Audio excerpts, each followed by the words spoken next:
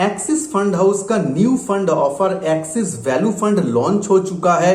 इस वीडियो में हम जानेंगे वैल्यू फंड से कितना रिटर्न हम एक्सपेक्ट कर सकते हैं, कौन से टाइप का इन्वेस्टर के लिए वैल्यू फंड फिट बैठता है और अगर हमें निवेश करना है तो परसेंटेज ऑफ एलोकेशन कितना होना चाहिए, सही में एक आम इन्वेस्टर को वैल्यू फंड में निवेश करना चाहिए कि नहीं। वीडियो को एंड तक जरूर देखिएगा। पहले जान लेते हैं, देखिए इसका जो फंड मैनेजर है वो रहेगा जिनेश गोपानी साहब। उसके अंडर में क्या फंड पहले वो मैनेज करते थे ये देख लेते हैं। वो एक्सिस फोकस 25 और एक्सिस लॉन्ग टर्म फंड ऐसा कुछ इक्विटी ड्रिवन फंड को वो मैनेज करते हैं।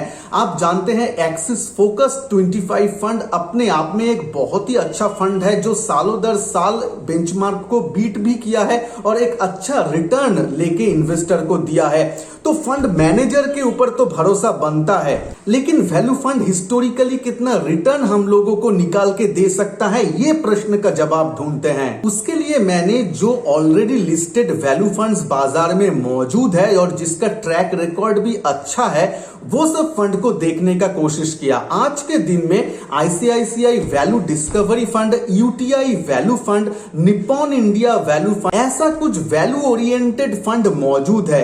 इसके साथ साथ आप जानते हैं पराग पारिक फ्लेक्सी कैप जो फंड है वो भी वैल्यू ओरिएंटेशन या वैल्यू इन्वेस्टिंग के ऊपर भरोसा करते हैं, लेकिन पराग पारिक को थोड़ा सा हटा के रखते हैं क्योंकि वो फॉरेन इक्विटी में निवेश करते हैं जो थोड़ा सा हटके रहता है। इसमें हम लोग ये जो यूटीआई, आईसीआईसीआई और निप्पॉन वैल्यू फंड के बारे में जो डिस्कस किया उसमें ही रिटर्न हम देखेंगे कि वो सब फंड हिस्टोरिकली कितना रिटर्न हमें निकाल के दिया था।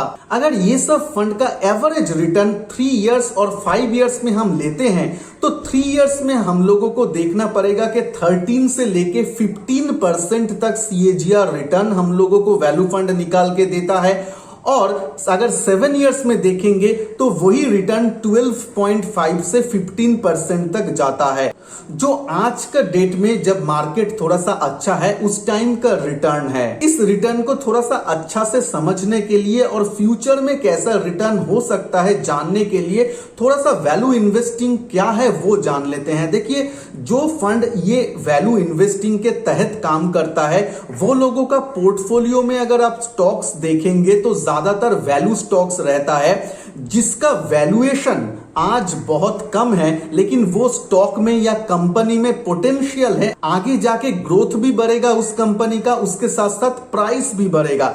एग्जाम्पल के तहत आईटीसी, सन फार्मा, ये सब को ले लीजिए। मार्केट बहुत भाग गया लेकिन ये सब जो स्टॉक है स्पेशली आईटीसी वो 200 रुपए का आसपास ही पड़ा हुआ है, उसमें ज्यादा कुछ प्राइस एक्शन नहीं हुआ है तो उसमें वैल्यू जमा हो रहा है। तो फंड हाउस ये सब वैल्यू ओरिएंटेड स्टॉक्स जो महंगा नहीं है, थोड़ा सा बाजार के साथ उतना चला नहीं, जो फ्यूचर में ज्यादा चल सकता है, ऐसा स्टॉक्स को अपना पोर्टफोलियो में लेके बैठते हैं। लेकिन इसमें 2 चीजें जो आपको समझना पड़ेगा। एक है इन्वेस्टर फ्रस्ट्रेशन। कभी कभी वैल्यू स्टॉक या वैल्यू फंड में ये प्रॉब्लम आ जाते हैं कि बहुत सारा इन्वेस्टर पेशेंस नहीं रख पाते हैं। वो देखते हैं कि बाजार भाग रहा है बहुत ज्यादा लेकिन मेरा जो फंड है वो उतना ज्यादा भाग नहीं रहा है, क्योंकि बुल साइकिल में आपका जो वैल्यू ओरिएंटेड फंड्स रहता है वो कंपैरेटिवली कम भागता है नॉर्मल मार्केट में। तो एक फ्रस्ट्रेशन जैसे आ जाता है बहुत सारा इन्वेस्टर को और वो लोग कभी कभी वो वैल्यू फंड से निकल जाता है। लेकिन वैल्यू फंड या वैल्यू इन्वेस्टिंग का मेन जो मकसद है वो है डाउनसाइड मार्केट को प्रोटेक्ट करना या डाउनसाइड रिस्क को प्रोटेक्ट करना। इसी ही आप देखेंगे कि जब मार्केट में डाउन साइकिल यानी बियर फेज चालू होता है तब ये वैल्यू फंड, वैल्यू स्टॉक्स अच्छा परफॉर्म करता है, क्योंकि तब ये सब फंड नॉर्मल मार्केट से या नॉर्मल ग्रोथ ओरिएंटेड फंड से कम गिरता है। यूजुअली, हमेशा ऐसा होगा इसका गारंटी नहीं है, लेकिन यूजुअली ऐसा होता है क्योंकि इसके पास ऑलरेडी वैल्यू ओरिएंटेड स्टॉक्स है जो ऑलरेडी गिर के ही बैठा है नीचे, तो उससे और ज्यादा ये अमूमन गिरता नहीं है। लेकिन वैसे ही जब बुल रन आता है तब इन्वेस्टर को उतना ज्यादा रिटर्न नहीं मिलता है जितना कि ग्रोथ ओरिएंटेड फंड्स में मिलता है। तो ये पूरा ही जो फंड कैटेगरी है ये इन्वेस्टर का पर्सनल चॉइस के ऊपर है। देखिए, मैं रिटर्न ऑलरेडी डिस्कस किया जो हिस्टोरिकली दूसरे फंड दिया है। ऐसा नहीं है कि एक्सिस फंड भी ऐसा ही देगा, हो सकता है इससे ज्यादा दे या फिर इससे कम दे, लेकिन एक धारणा के लिए मैं आप लोगों के सामने ये डेटा रखा हूं। तो एक क्वेश्चन आ जाता है कि हम लोगों को इस फंड में निवेश करना चाहिए कि नहीं।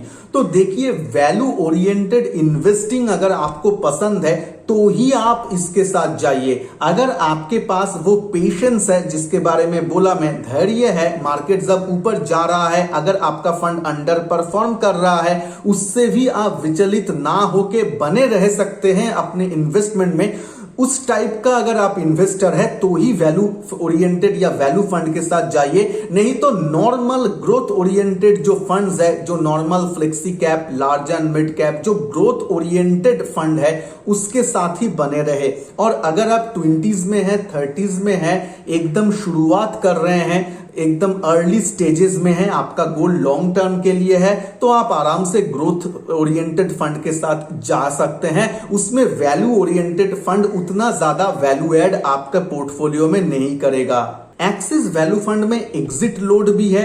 अगर आप एक साल पहले करते हैं, वो भी 10% से भी ज्यादा यूनिट्स को अगर रिडीम करते हैं एक साल से पहले, तो 1% आपको एग्जिट लोड देना पड़ेगा, उसके बाद नहीं लगेगा। इस फंड का एनएफओ पीरियड 2 सितंबर से ओपन हो रहा है और 16 सितंबर तक चलेगा। इसके अंदर में आप लोग इस एनएफओ में निवेश कर सकते हैं। चैनल में अगर नए हैं तो सब्सक्राइब करने के साथ साथ बेल आइकन को भी जरूर प्रेस कीजिएगा ताकि मैं जब भी न्यू वीडियो अपलोड करूं वो आप लोगों के पास पहुंच जाए। वीडियो को अगर अच्छा लगे तो लाइक शेयर जरूर कीजिएगा। मिलते हैं नेक्स्ट वीडियो में, तब तक के लिए जय हिंद, वंदे मातरम।